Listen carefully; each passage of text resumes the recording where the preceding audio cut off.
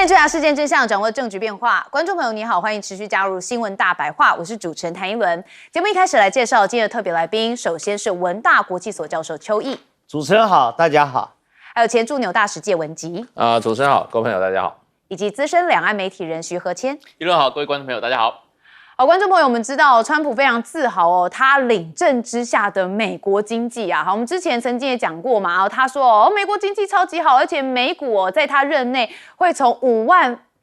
万点翻倍哈，但是我们要看到哦，现在有人来算这笔账哦，看看到底川普的关税政策有没有让每个家庭生活更好呢？好，最新的研究指出啊，其实川普总统的关税政策啊，导致民众的生活成本是提升的啦，哈，好，在去年已经让每个美国家庭的支出平均增加了$1000哦，所以哦，川普总统啊，你的这个经济的思考可能还只在股市上面，但是更多的家庭哦，其实是蛮辛苦的哈，所以要多查一点民间疾苦。好，但是川普现在啊，真的是不开心哦，就是用关税哦来直接增加。我们看到他原本要对这个瑞士是课征30%的税率哦，但是因为不满瑞士领导人在通话当中说话的口气，他就决定要提高到39%。好，就仅只是哦，觉得他的口气不好，他就提高了9%的比例哦，所以也让很多人觉得啊，那川普你一下子生气，那我们就要配合你哦，还可能要跟你就是讲话要非常的轻声细语，那不是很奇怪吗？好，但问题就在美国的内政哦，其实共和党的议员哦，对于川普可能也有一些不太喜欢哦。我们看到美国的众议院通过了一项法案，好，这个目的是要终止川普对加拿大加征的关税。那川普已经扬言哦，将否决这类的法案。然而有6名的共和党议员倒戈了哈，那加上几乎所有的民主党人反对，所以充分展现哦，川普现在在众院微弱多势的优势掌控哦，是越来越动摇了。好，那我们看到司法体系哦，也不理川普政府哦，是说啊，这个之前有6名民主党的议员嘛，有拍宣传片哦，说提醒军人不要服从违法的命令。好，当时川普很生气哦，说这是在煽动叛乱，而且要求以叛国罪起诉。好，但是这么多个月过去之后啊，这6名民主党的议员也没有被司法单位起诉，所以有人认为啊，现在司法单位也没有理会川普的要求，所以川普是不是在自己的国内也越来越微弱了呢？所以他必须要往外越来越大声了，就像纸老虎一样。好，我们看到他真的是 taco 了因为呢，现在港媒说啊，其实美中双方有意延长这项持续数月的贸易休战协议。好，那让元首峰会能够围绕短期经济成果来开展，而且确认一个新的采购承诺。好，这是南华早报的报道。好，那也就是说啊，川普啊，本来不是说4月要到中国大陆去，现在有可能3月底就会抵达中国了。那可能要讨论的就是再延长贸易休战1年。好，去年这个两国也曾经讨论到贸易休战1年的时间点，就是在去年11月的釜山川习会。好，所以现在是不是川普也为了他今年的期中选举所以可能跟中国大陆又会再度的延长这样延长下去没完没了。好，我们看到彭博也有特别是有知情人士透露的报道，说川普已经询问幕僚为何不应退出美墨加贸易协定，但他未明确的表态将退出为美墨加3方的关键重新谈判又再增添了不确定性。好，那白宫官员则是特别说，除非总统自己亲自宣布，否则任何有关于总统可能采取的行动都属于无端的臆测。好，那现在白宫的态度是不是真的放软了？因为面对在美印的贸易协议措辞上面其实有一些不一样。好，我们带大家来看这是白宫在文件修订之后有说，印度打算采购价值5000亿美元的美国商品，好，包含有能源、资讯，还有通讯科技、煤炭那当然同时也删除了对农产品的提及。好，但是原本的版本是印度已经承诺进行含农产品在内的上述采购。所以现在这个态度的转换也就是措辞有一些不一样，也让印度的农民反而是更混乱了。好，那我们也在看中美的科技战，因为现在川普下令五角大厦采购燃煤电力，就说为了兑现重振燃煤的一个产业的承诺，而且要应对就是 AI 带来的一个庞大电力需求。那川普就是宣布了一项重大的能源计划，那他就会签署行政命令动用冷战时期的国防生产法，好，指示战争部跟燃煤电厂要签署一个电购协议、购电协议，那确保美军运作的电力来源，那要借此延续燃煤电厂的寿命。好，所以你可以看到，确实 AI 嘛是主要世界的一个发展趋势，所以川普也正在进行部署当中。好，那当然就是要跟中国大陆这边来进行对抗啦。好，那路透社就报道说美国众议院多个关键委员会领袖就有敦促国务院跟商务部要进一步的来收紧对中国的出口限制，那要限制他们在取得先进晶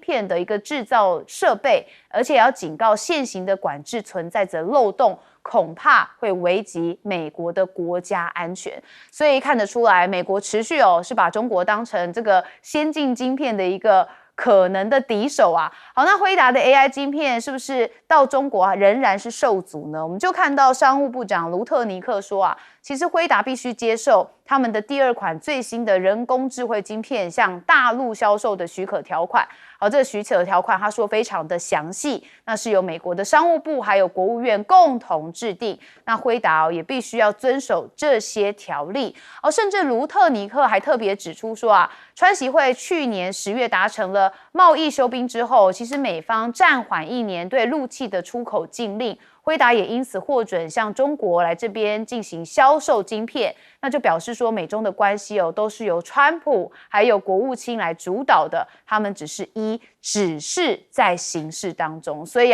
整个意思就是说川普才是最重要的关键不管什么事情川普都要弄得服服帖帖的生意才能做这个税也才不会课征。好，我们一样先问邱毅委员有关于这个美国经济的问题。川普因为知识有限，所以川普始终把关税当成他最有力的武器。其实川普在准备打关税战、贸易战之前，经济学家就已经给他做了非常严重的警告。为什么？关税叫间接税，就是课了关税是可以转嫁的。美国的经济学家还帮他计算了，以中美贸易来说，计算了中国对于出口商品的供给弹性，跟美国对于进口商品的需求弹性，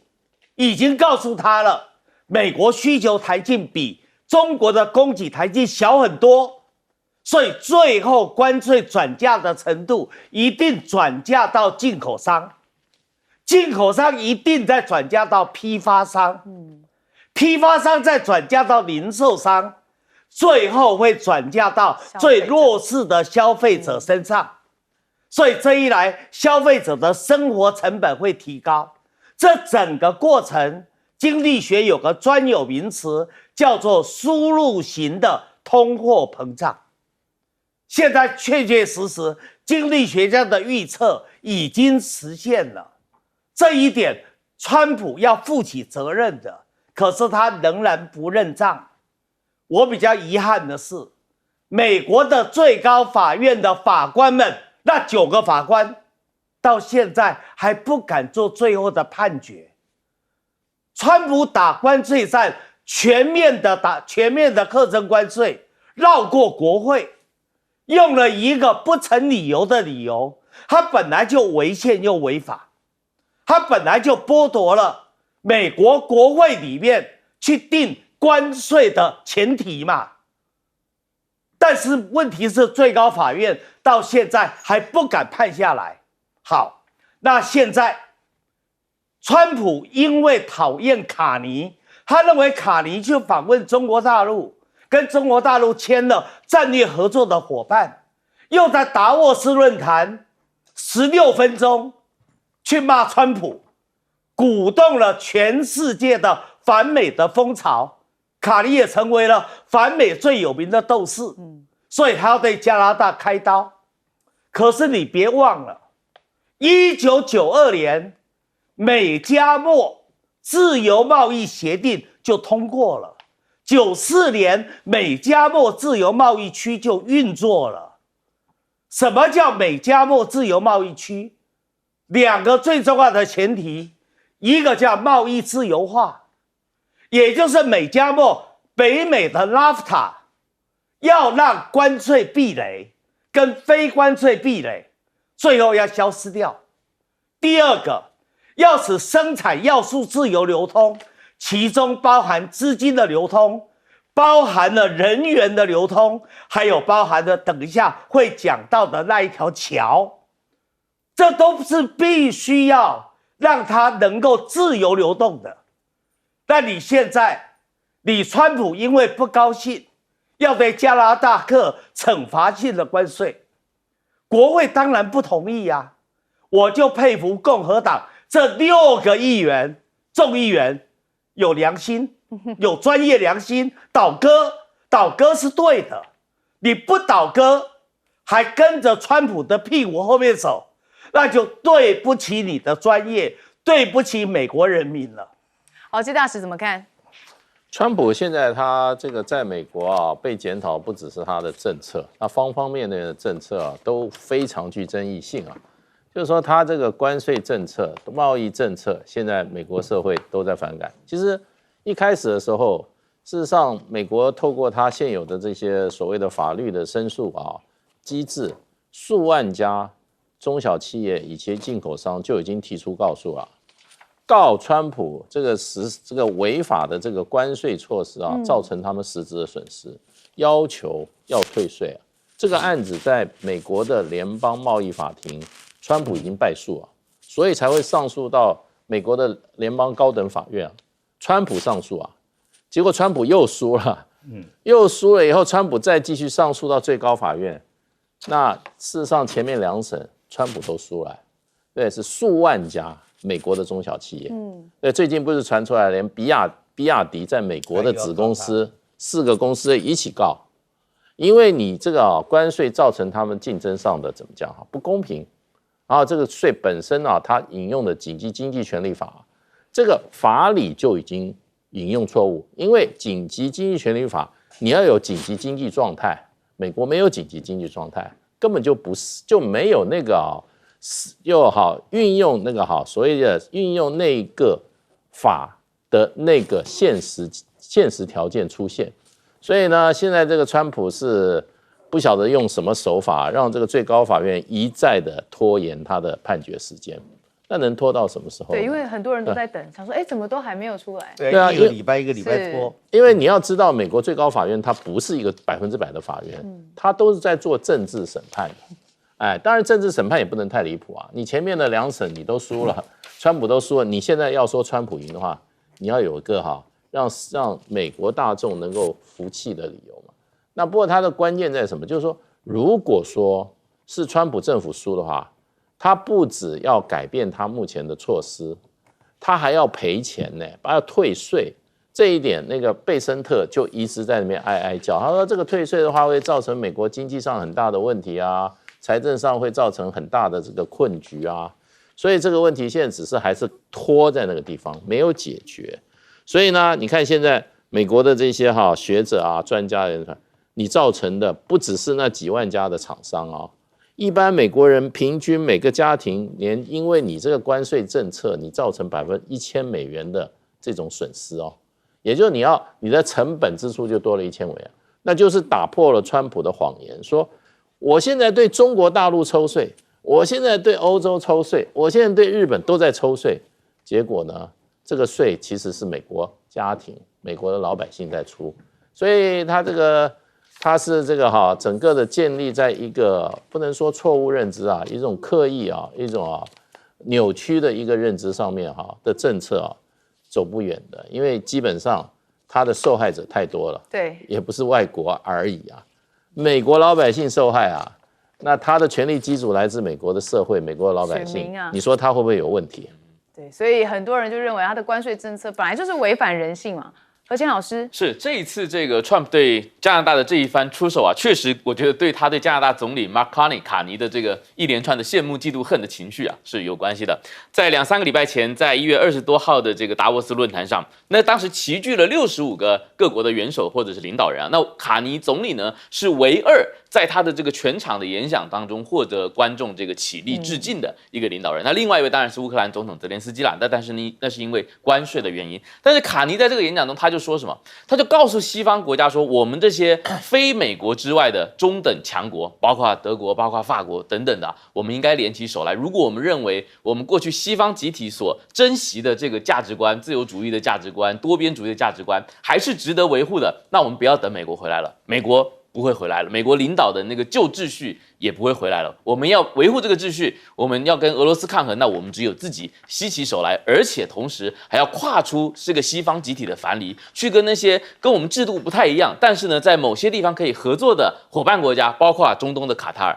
包括中国大陆等等，我们要跟他进行积极的交往。那这是卡尼的这一套论述啊，所以一时之间，卡尼就变成了好像西方世界、自由世界的一个新的知识领袖一样。那相对而言，Trump 在那边，他虽然去，他仍然有最大的镁光灯，但是他在大家的这个评价，或是在大家心目中这种说服力啊，就没有这么高。所以我想 ，Trump 从欧洲回去之后呢，先是要针对这个美国底特律跟这个加拿大这个温莎之间的这个新建的跨境大桥去课税，或者去要求要把这个跨境大桥的一半的所有权拿过来。那然后再加上要用这个紧急状态去对加拿大征税，我想都是出于很相似的理由。那刚刚这个邱委员也讲到啊，那究竟这个加拿大自己要怎么跟中国大陆还有其他的国家打交道呢？那我想这当然也对 Trump 来说是在挖我后院墙角的一种作为，所以他反过来去威胁加拿大说，如果你继续跟中国大陆走近，那对不起，要么我把你踢出 USMCA， 我把你踢出这个美加墨的协议，要么我自己退出，让你没有美国这个最大的共同市场啊，可以来这个可以来销售。那到底 Trump 自己要跟中国大陆谈什么？我想大家都很关注了。刚刚媒体也报道，不论是有人说3月底，有人说这个4月初，那反正 Trump 是要到北京去的。那在2月4号呢，他跟习近平的这个视频通话对不起，在这个通话当中啊，也说了他很期待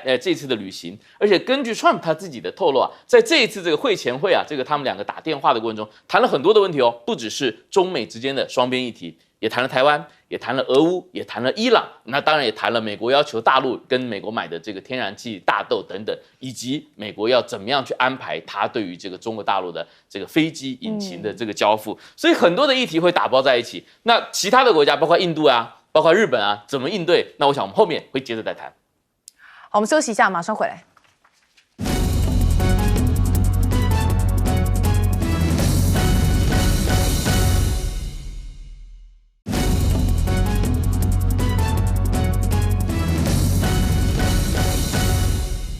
好，我们知道现在川普是持续的在掌握世界的局势跟秩序，好，这也让欧盟非常的担心。好，我们看到欧盟国家啊，最近也是一直在跳出来讲话，尤其这人啊，叫做法国总统马克宏他就不断的在示警啊，我们看到他在敲警钟他说啊，这个欧盟首脑他们在今天齐聚布鲁塞尔讨论欧洲竞争力的时候这马克宏就发出了欧洲优先的呼吁好说反复的提及中国，而且说他是越来越激烈的竞争对手。好，马克宏说啊，其实欧洲现在面临着双重危机一个就是来自中国的商业海啸，因为中国大陆的贸易逆差已经达到了1兆美元。那当然美国方面则是瞬息万变的不稳定性，所以他认为关键战略就是要重拾保护。好，那我们前一天有特别讲到啊，马克宏的论点有一些国家像是德国、意大利，他们是不是很赞成不是很苟同，所以在欧盟里头也出现了一些分歧。好，但是欧盟竞争力告急，我们看到了他们的冯德莱恩也特别讲说，这个欧盟必须要大幅的简化法规就要提升成员国整体的竞争力。好，那马克宏也是再度提议说要推动共同借贷以进行大规模的投资，而且要挑战的是美元霸权。但是各成员国啊，对于具体的执行方式仍然没有达成共识。不知道大家有没有觉得啊？因为我们一直谈论到欧洲国家，常常会觉得说啊，他们是喊得比较大声，但是实际上面这个做的就是没有办法做得非常具有实际的行动力。这也是让很多国家就是对于欧洲国家是比较跨国的这种态度啦齁。好，那当然对于美中啊，欧盟必须采取行动来提升竞争力，但是还是面临了10项的重大障碍。好，我们看到第一个就是啊，这个复杂的企业设立跟营运，还有规则过于复杂，以及缺乏单一市场所有权，那专业的资格认可有限，那缺乏了共同标准。包装等规则不同，还有产品不合规，国家法规限制派遣工的负担重，还有地域的供应限制，所以可以看出来，他们连内部自己要整合，可能都会有一个很大的问题那要怎么样再团结，然后面对另外一个威胁呢？这真的是欧盟现在主要的课题跟难题啊。好，那当然西媒有特别讲说啊，美国成了欧洲转向中国的催化剂。好，因为我们看到从去年年底到今年年初啊，欧洲领导人真的是纷纷应对美国的不确定性啊，所以这个高层访问潮真的是一波接一波在北京上演。好，我们再带大家回顾一下西班牙的国王访华，马克宏自己也去了中国大陆，施凯尔英国的首相也到了中国大陆。好，2025年底有西班牙还有马克宏嘛好，2026年一开始爱尔兰、芬兰、施凯尔都已经踏上了东方土地，那德国接下来也要到中国大陆这边来进行访问。好，那中欧之间呢，其实他们也是有一些关联因为他们其实有一个叫做经贸的黄金通道，那这个就是中欧班列嘛，彰显了物流服务的实力。那截至到2月10号前几天的数据，大湾区的中欧班列累积运输的货物总值超过了2000亿元的人民币，那货重大概是280万吨左右。好，所以看到经贸上面确实有一些互动。好，但问题是在外交政治上面，其实中方也不是好惹的我们看到比利时首都布鲁塞尔最近刻意放缓了跟中国大陆外交官高层会晤的安排。好，这个举动其实被视为欧盟外交官在北京难以获得接触的一个对等回应。所以简而来说就是大家现在认为比利时布鲁塞尔已经被中国大陆冷处理了好，那我们也看到中国大陆也会来进行反制嘛他们针对的是欧盟的电动车关税。好，那中国大陆的商务部最近对多项来自于欧盟的进口商品有祭出或是威胁采取反倾销的措施，那包含了猪肉到白兰地等等的产品都在调查或是课税范围之内。那当然也使得双方的摩擦进一步的加剧。那现在玉渊谈天也特别有指出说其实法国在之前公布了一份政府的策略报告，呼吁欧盟要考虑对中国的商品全面加征30%的关税，或者是让欧元对人民币贬值30%，那就是要因应大量低价的进口产品。或是相关建议只针对中国商品，说已经违反了世界贸易组织的规则。好，所以中国大陆也会有一些反制的措施嘛。好，那现在也要看到欧盟的部分，因为北约这个欧洲盟军的最高司令他有特别的讲说，现在北极的哨兵任务凸显了北约致力在这一块全世界最具战略重要性，而且保卫成员国要让他们变得相对是更加稳定。那这个话被认为好像在回应川普那确实俄罗斯最近对于格陵兰也是格外的这个说话特别的高涨因为他说如果西方军事化了格陵兰，那俄罗斯外长就扬言要以军事来进行反制。好，为什么一轮说这个是比较额外高涨呢？因为过去大家看到了俄罗斯对于格陵兰的态度都属于像外交层次资源开发外交干涉或是一些批评的评论。但是首次讲到军事反制，倒是第一次哦，所以大家也会想想说，俄罗斯现在对于这方面的地缘政治是不是有一些不同的讯号存在？好，那当然，俄罗斯现在有很多的新创奇招。好，我们看到鸽子竟然可以变成生物的新型武器，原来是他要把鸽子的脑袋里头植晶片哦。好，专家团队认为，比起无人机，觉得鸽子更具优势哦。不止飞得远、耐力强，不怕天气变化，也不需要电池，还能轻易的进出管制的空域。但是毕竟鸽子是动物哦，它会有一些伦理上面的问题哦，确实也引发了一些国际上面的讨论。好，那我们刚开始来看到马克宏，最近他的事情很多，感觉很忧心，但是也有很多人是没有在管他的。好，我们问邱毅委员。明天慕尼黑安全会议就要登场。这一次很受到高度的瞩目。大家回顾去年的慕尼黑安全会议，美国的副总统万斯在演讲台上炮火四射，把欧洲各国的领导人羞辱的在地上蹂躏。而今年呢，可能情势要变了。很明显的，欧洲各国现在是敢怒又敢言，连主办单位的官方文件都不直接点名的，直指川普就是国际规则跟国际秩序的破坏球。这一种山雨欲来风满楼，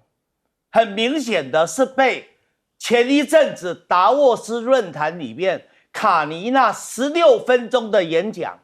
所激荡起来的。刚才徐和谦先生也说到，卡尼在这16分的演讲里面，有3度台下的欧洲的大官政要领导人起立鼓掌啊，而他的演讲稿到处传送，视频也浏览率特高，他已经成为了整个世界、全世界反川普的斗士。也因为如此，所以川普非常痛恨卡尼，但是对卡尼也没辙，川普最多只能够用要退出美加墨协定来威胁加拿大。但是问题是，川普很多事情反而帮了倒忙，例如说扬言要把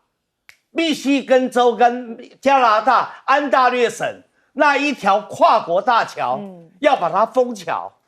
你这一来不是也得罪了密西根州的州长吗？密西根州的州长，还有加拿大的安大略省的省长。这个省长本来跟卡尼不对头的，他也不赞成卡尼跟中国走得那么近，但是现在被川普这么一搞，这个安大略省的省长也跟这个卡尼站在一边了。而密西根州本来是摇摆州，时而蓝时而红，你这么一搞的话，整个密西根州都导向了所谓的反川普的南方了。对，所以邱毅委员，欧盟的部分，欧洲国家也是，对不对？好，所以我接着要来说了，在这样的一个气氛之下，当然很多欧洲的领导人敢说话了。马克宏常常第一个放炮，以前放了炮就说，但是我认为这一次马克宏应该不会缩腿了，而他讲的也对，他明白的提到嘛，现在的欧洲面对了双重的威胁，一个威胁来自中国，另一个威胁来自美国，可是两种威胁是不一样的。来自中国的威胁可以跟他合作，采合作策略，然后达到欧洲优先。可是美国不是啊，川普是霸道、霸凌、霸权，你怎么跟美国合作？所以川普是欧洲投资家现在所心目中最可恶的黑天鹅啊！而且很多人说还不止黑天鹅，因为他一定为二，所以还是个灰犀牛。问题是啊，冯德莱恩提到的欧洲制造，我也要稍微跟大家说明一下，什么叫欧洲制造？这个观念是不对的。整个供应链管理里面有研发、有供应、有制造、有仓储、有配送、有行销。到底你应该把握哪一个对你最有利？顾客满意度最高，成本最低，效率最高。把这个考虑完了，再决定你在哪个阶段。这个叫做全球分工，我觉得这就是全球化策略的本质，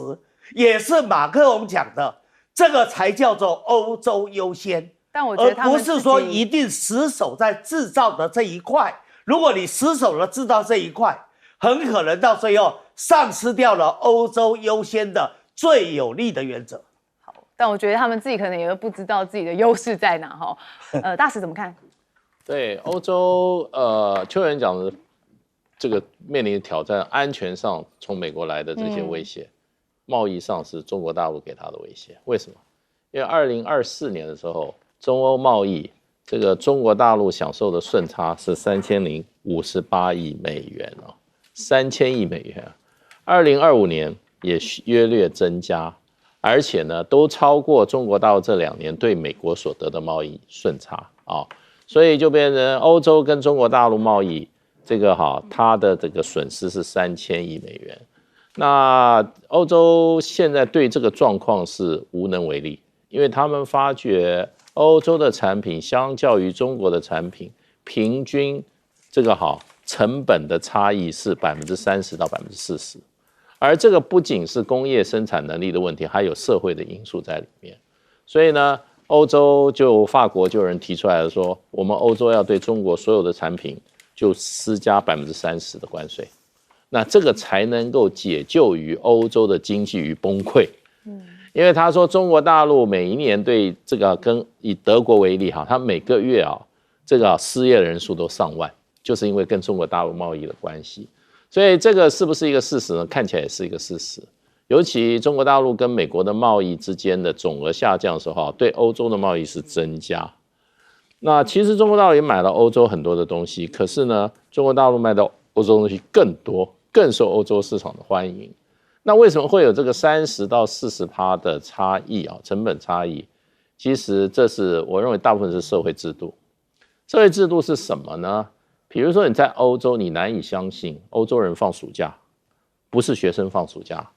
是全国放暑假。对，那个1个月找不到人啊。我以前在欧洲服务的时候，那时候跟欧盟这个官员打交道，欧盟的那个时候这个所谓负责对外事务的那个叫这个冯定康，就以前香港总督，他办公室对外说，你们这个月我们的 commissioner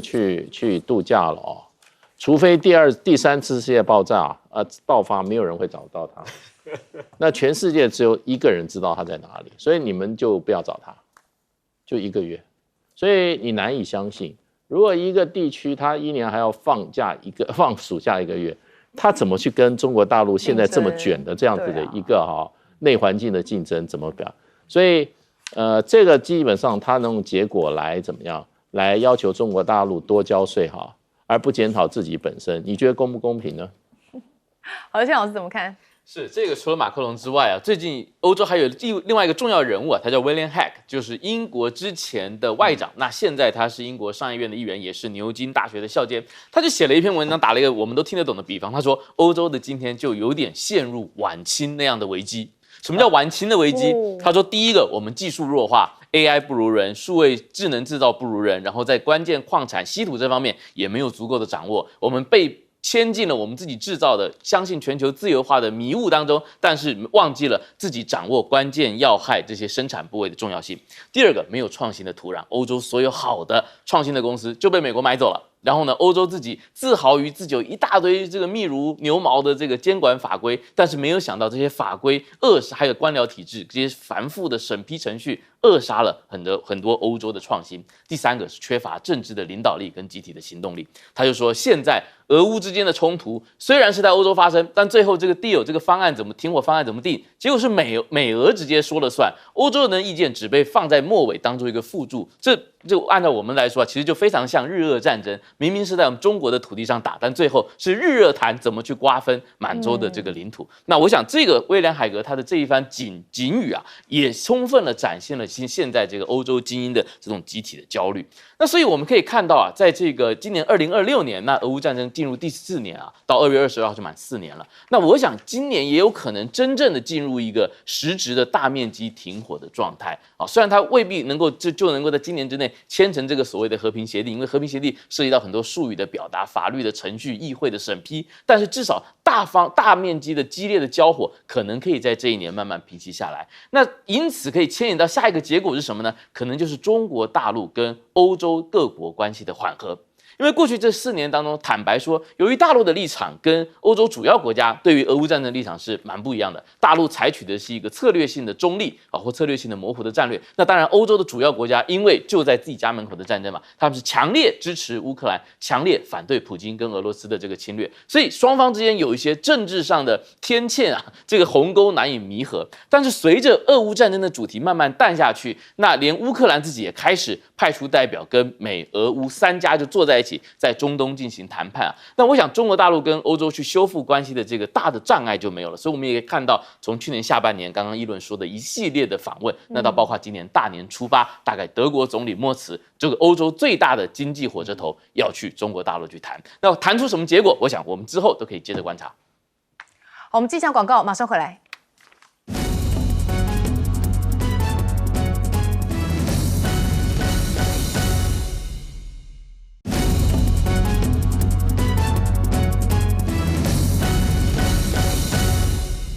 好，依旧还是带大家来看看日本现在的政局哦。我们知道了，这个高市早苗已经他们的自民党单独拿下了316席哦。那当然加上了日本维新会，好，他们的席次是超过了2/3。好，那当然就可以来进行修宪哦。那当然现在哦，就有媒体啊算一算说啊，哇，真的本届众院议员的当选人当中，93%的人哦都是赞成修宪的，哇，这是2003年有调查以来哦，国会选举修宪派的比例啊，首度突破90%哦，真的是超高比例。好，2024年上一次的众院选哦是67%，那最多人支持的是明确记载自卫队的存在。好，所以呢，现在就看到这个接下来这个修宪怎么进行。不过众院2/3之外哦，这个参议院也要2/3。很多人认为哦，会在参议院那边卡关。好，但是我们来看看接下来是不是有一些转变跟改变。好，但是目前啊，说这个历史级的授权就已经到了嘛，那高市早苗的大胜会改变印太局势吗？那学者目前认为啊，日本会走向强硬防卫的路线。那这日本的经济安保大臣哦，小野田纪美哦，在网络上很夯，他就特别讲说啊，有人批评加强防卫是意图发动战争，修改宪法是军国主义复活，但是加强国防哦，他认为不是开战，而是为了让战争不会发生。好，这是他的论点。好，那我们也看到日媒说啊，日本斥巨资采购的美国装备交付是一再拖延。好，不用日媒讲，其实我们台湾的媒体也常常在讲哦。好，东京的新闻报道说啊，这个高市早苗提出强化防卫力量，好，但是关于采购美国武器的支出都是呈现上升的。但问题就在会计检察院的调查显示啊，说美国在采购合约签署5年之后，仍未交付武器，而且交付之后，部分的武器还出现故障，维修耗时是超过14个月。那就有记者啊，就对于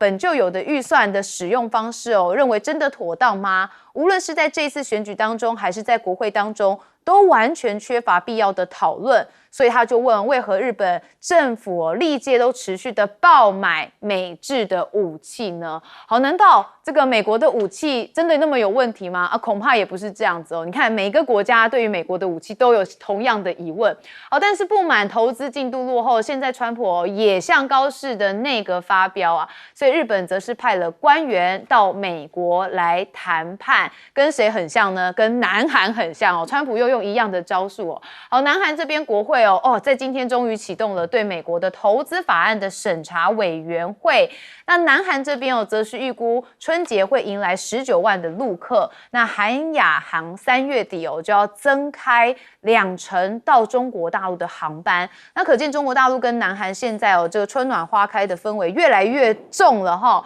那中国春运第一周中日航班则是减少了1292个航班，所以日韩比一比跟中国大陆的关系就是蛮明显的。好，那现在看到美国跟韩国双鹰空战联演都巩固同盟的战力。好，南韩空军就说，我们从这个演习次数8次调为4次，但是单次的演习动员的兵力都是扩大1倍以上说我们已经是有双方协调之后达成的共识。但是现在中国大陆的轰20也被批说不够格这是谁批的呢？是美国空军全球打击司令戴维斯将军他说你们只是区域级的而已啦，跨不起人家好，那歼15是个新玩具嘛？因为美国的军媒就说中国航舰的主力战机挂载着超音速鹰击15多层次的进行威胁，所以看到如果搭载这个飞弹象征中国的海军航空的力量重大升级。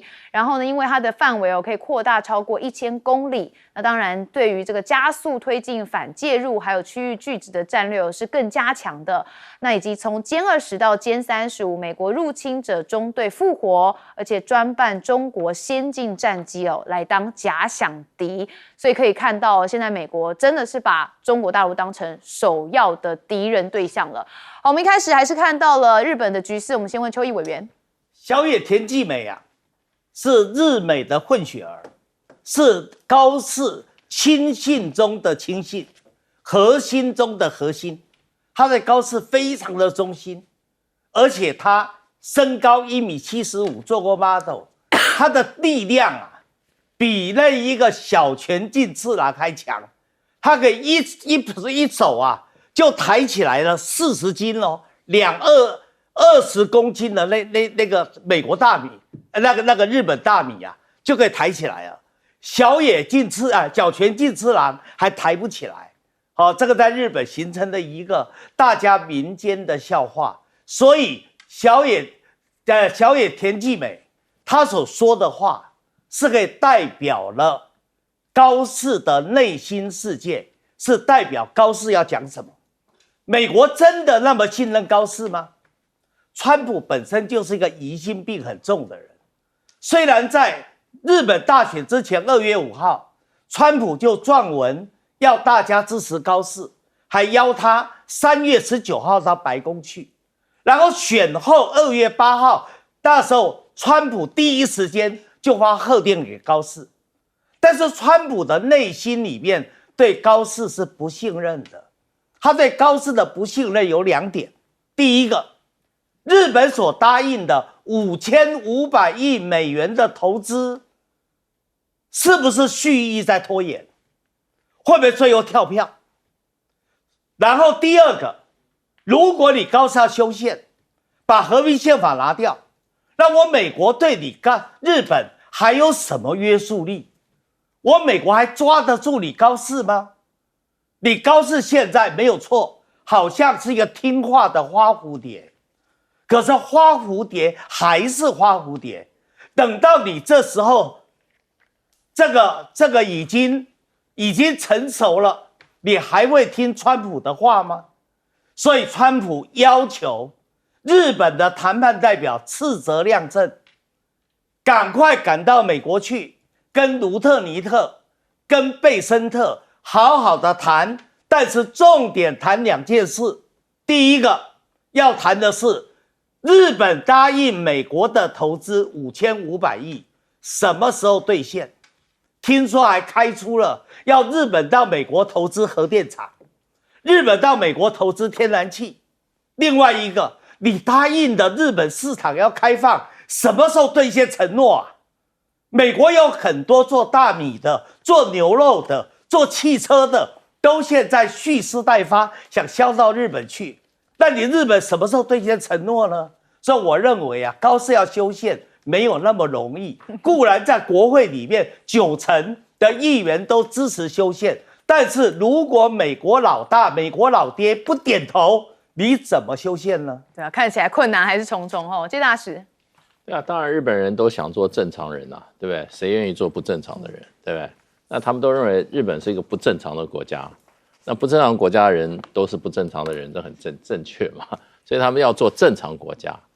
那正常国家现在就是说，其实以现在这个高市早苗他获得众院2/3多数啊，自民党一党的，他事实上他已经可以为所欲为了，哎，那他不能为所欲为的呢，就是要看美国脸色了。他认为这个日本人都会支持他，因为什么呢？日本众议院如果2/3的多数掌握在自民党的话，即使众议院通过的法案送到参议院，参议院不同意，参议院再送回众议院，众议院再只要一个表决，2/3都通过的话，这个法律就通过了。所以呢，参议院现在也不是众议院，也不是高市早苗的一个问题了。那日本现在你看93%的这个众议员都要参，所以这是全民意志啊，要怎么样？日本做正常国家，那日本要正常国家，日本人如果可以单独力量达成的话，他可以成为正常国家。可是现在问题就卡在美国，让日本不正常的原因，就是因为美国从1945年开始到今天，日本成为不正常国家，你应该去找美国人去谈。你第一个这个宪法是麦克阿瑟的盟军总部交给日本人，叫日本人去通过的，不是日本的意志。所以日本人就觉得很屈辱啊，我国家的宪法是美国人拟的。所以你现在要修改宪法，那就要看川普同不同意啊？因为川普会同意吗？我认为这中间川普要让日本付代价，那什么代价呢？不知道。起码你现在给我讲的那5500亿，你先兑现。那另外还有一个就变成就是说，这里面还有这个最大的问题就是核子弹永核的问题。美国不同意，你也别想。那另外还有什么呢？美国驻日本35000名美军，横须贺港是美国的，整个琉球的空军基地是美国的。你日本，即使你修了宪法，你是美国在里面，你还算正常国家吗？对啊，所以这个日本的紧箍咒根本就是美国。对，这个何谦老师。是这个高市早苗胜选之后啊，我就关注了一下前首相石破茂，也就是被高市早苗挤下去的那个前首相，他的发言就很有意思啊，他就说坦白，因为他是自民党人嘛，虽然跟高市在光谱的两端，他也不能说这个胜选不好，但是他说我们就算拿到了这么多民意的授权，但并不代表高市内阁可以为所欲为啊。国民给你的是期待跟托付，但是在这场选举中其实没有讨论政策，都在讨论把高市早苗当做一个 idol 在那边在那边表演，或者说在那边追捧，像一个偶像一样，像那个投那个歌唱选秀节目一样。但是实际上石破茂就警告，就是说没有替代裁员的减税。他说的就是高市早苗提出的，要在2年之内减免这个8%的食物消费税的这样的一个民生利好措施。他说没有替代裁员的减税，你会造成什么？会造成财政破坏，造成日元贬值，造成利率上升，甚至是通货膨胀跟物价上涨的加剧。他说这是小学生都能懂的道理。他说但是这些后遗症，潜在的后遗症，在我们选举当中都没有讨论啊，那未来我们要怎么去面对呢？按照高市早苗这个减税，但同时要扩张军费的承诺啊，那惠誉就是国际的这个主权评级公司就算了一下，他说日本的财政赤字占 GDP 的比例呢，在2024年大概只有1.4% 左右，但是如果按照高市的这个